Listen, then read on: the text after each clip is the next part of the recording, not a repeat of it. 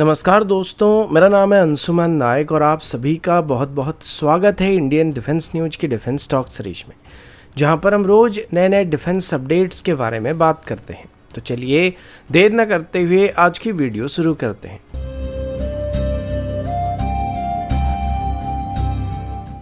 आज की पहली अपडेट इंडियन नेवी की तरफ से है। रिसेंट रिपोर्ट के मुताबिक इंडियन नेवी की तरफ से अभी अपनी MiG-29 के फाइटर जेट में रैम्पेज मिसाइल को इंटीग्रेट किया जा चुका है। रिसेंटली बात पता चला है कि भारत और पाकिस्तान के बीच जब तनाव बढ़ा था तब इंडियन नेवी की तरफ से अरेबियन सी में INS Vikrant carrier battle group को डिप्लॉय किया गया था और इसी दौरान INS विक्रांत से जिन MiG-29 को ऑपरेट किया जा रहा था, इन सभी में rampage air to surface missile को इंटीग्रेट किया गया था। रैम्पेज एक Israeli origin air to surface ballistic missile है जिसका रेंज करीब 250 किलोमीटर है और इसको डीप स्ट्राइक करने के लिए इस्तेमाल किया जा सकता है। हमारे MiG-29 गुजरात के कोस्ट लाइन पर और इंटरनेशनल वाटर पर पेट्रोल कर रहे थे और इसी बात से पाकिस्तान काफ़ी चिंता में आ गया था, क्योंकि इन MiG-29 की रेंज में पाकिस्तान का कराची पोर्ट था और अगर इंडियन नेवी को कराची पर स्ट्राइक करने के लिए ग्रीन सिग्नल दिया जाता तो मिनटों में कराची पर स्ट्राइक किया जा सकता था। लेकिन सेम टाइम पर पाकिस्तान की तरफ से MiG-29 को काउंटर करने के लिए अपनी F-16 को डिप्लॉय किया गया था, जो कि M120 एमराम मिसाइल के साथ इक्विप्ड थे। हालांकि उनकी एयर डिफेंस के लिए तो सही था, लेकिन इनके पास कोई भी dedicated air to surface weapon मौजूद नहीं था, जिस वजह से इंडियन नेवी के अगेंस्ट में इतने इफेक्टिव नहीं होने वाले थे, क्योंकि ये हमारे वॉरशिप को डिस्ट्रॉय नहीं कर सकते। हमारे MiG-29 में सिर्फ रैम्पेज ही नहीं बल्कि KS-35 जैसे एंटीसेप मिसाइल भी मौजूद थे, लेकिन इनका इस्तेमाल नहीं किया जा रहा था क्योंकि हमारा जो प्राइमरी टारगेट था वो सरफेस टारगेट थे, जिस वजह से रैम्पेज मिसाइल को सिलेक्ट किया गया था।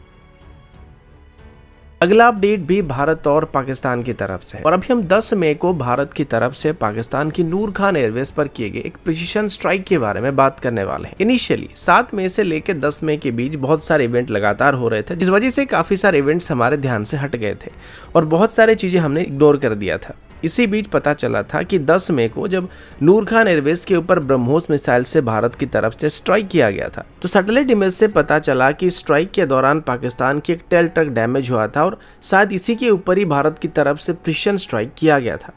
अब इस तरीके की ट्रक आमतौर पर बैलिस्टिक मिसाइल्स को कैरी करने के लिए इस्तेमाल किए जाते हैं और ये आमतौर पर उनके लॉन्चर होते हैं और इस ट्रेलर के साइज के मुताबिक एक्सपेक्ट किया जा रहा है कि ये शायद पाकिस्तान की शाहीन 3 बैलिस्टिक मिसाइल का लॉन्चर हो सकता है। नूर खान एयरवेज, जो कि इस्लामाबाद से बस 10 किलोमीटर की दूरी पर है, पाकिस्तान की एयरफोर्स के लॉजिस्टिक और ट्रांसपोर्ट स्क्वाड्रन का मेन हब है। यहाँ C-130 हरकुलस और IL-78 जैसे एरियल टैंकर एयरक्राफ्ट स्टेशन होते हैं। अगर वो टेल ट्रक सच में मिसाइल के साथ लोडेड था तो इसका नुकसान पाकिस्तान के स्ट्रेटेजिक डिटरेंस के लिए एक बहुत बड़ा झटका हो सकता था और अगर ये एम्प्टी भी था तब भी एक वैल्यूएबल लॉन्चर था जिसका लॉस अभी पाकिस्तान को भुगतना पड़ेगा और ये पाकिस्तान की बैलिस्टिक मिसाइल डिप्लॉयमेंट को टेम्परेली डिसरप्ट कर सकता है। ब्रह्मोस की स्ट्राइक से एक बार फिर से भारत की प्रिसीजन स्ट्राइक कैपेबिलिटी को ग्लोबल स्टेज पर साबित किया गया, क्योंकि इसने चाइनीज इक्विप्ड HQ-9 जैसे surface to air missile system को बाईपास करके पाकिस्तान के लगभग सभी हाई वैल्यू टारगेट को एक्यूरेटली निशाना बना लिया था। मिनिस्ट्री ऑफ डिफेंस के मुताबिक ये पूरा ऑपरेशन सिर्फ 23 मिनट के अंदर ही कंप्लीट किया गया था, जिसमें एक नहीं बल्कि मल्टीपल पाकिस्तानी बेस को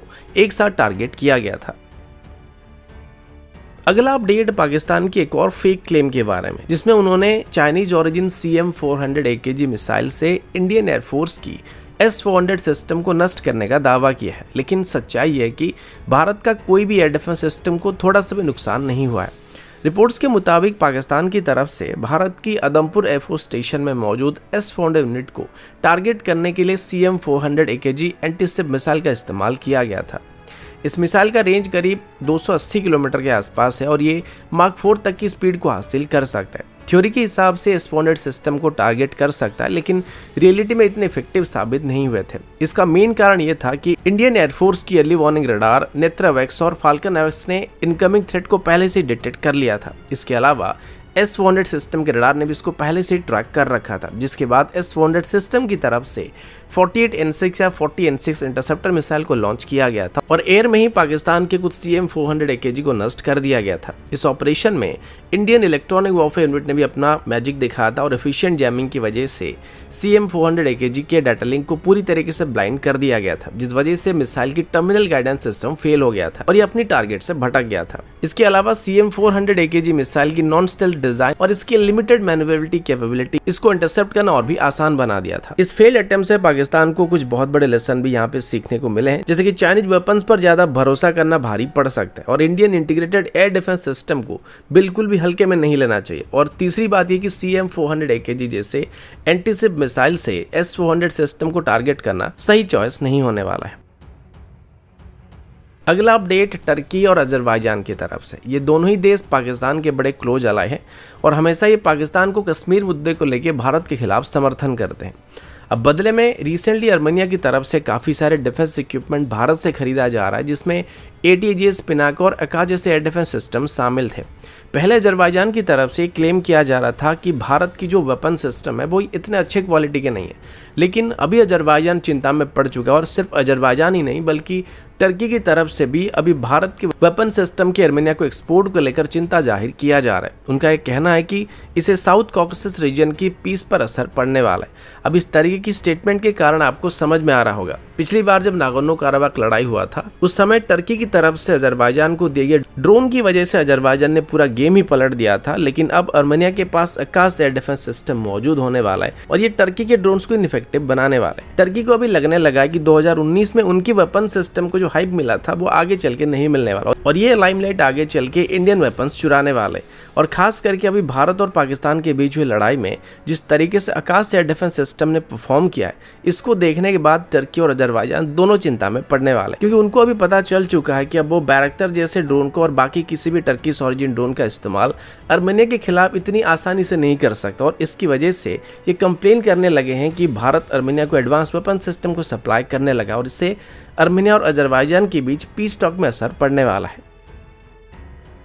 अगला अपडेट DRDO की एक नई इंडिजिनस सी वाटर डिसैलिनेशन टेक्नोलॉजी की तरफ से, जो इंडियन कोस्ट गार्ड के शिप्स के लिए एक गेम चेंजर साबित होने वाला है। Defence material stores and research and development establishment यानी कि DMSRD की तरफ से एक नैनोपोरस मल्टीलेयर पॉलीमेट्रिक मेम्ब्रेन टेक्नोलॉजी को डेवलप किया। ये मेम्ब्रेन हाई प्रेशर सी वाटर डिसैलिनेशन के लिए बनाई गई है और इंडियन कोस्ट गार्ड के ऑफशोर पेट्रोल वेसल में इनको इस्तेमाल किया जाने वाला है। DMSRD ने इंडियन कोस्ट गार्ड के साथ मिलकर एग्जिस्टिंग डिसैलिनेशन प्लांट पर इनिशियल और टेक्निकल ट्रायल्स को कंडक्ट किया था, जहां DRDO की तरफ से डेवलप किए गए पॉलीमेरिक मेम्ब्रेन्स की सेफ्टी और परफॉर्मेंस ट्रायल को फुली सेटिस्फैक्टरी पाया गया है। अभी करीब 5000 ऑपरेशनल आवर के बाद फिलहाल ऑपरेशनल क्लियरेंस मिलने की उम्मीद किया जा रहा है, जिसके बाद ये टेक्नोलॉजी कोस्ट गार्ड के वेसल में डिप्लॉय किया जा सकता है। और मजे की बात यह कि पूरी सिस्टम को डेवलप करने के लिए बस 8 महीने का समय लिया गया था। अब वॉरशिप हो जाए, किसी भी तरीके का शिप हो जाए जो कि डीप सी में ऑपरेट करते हैं, इनको महीने तक पानी के अंदर रहना पड़ता है। ऐसे में रोजाना इस्तेमाल करने के लिए हमको पानी चाहिए होता, उसे स्टोर करके रखने में काफी सारा एरिया नष्ट हो सकता है। लेकिन इस तरीके की डिसैलिनेशन प्लांट की मदद से सी वाटर से ही फ्रेश वाटर को जनरेट किया जा सकता है, जिस वजह से हमें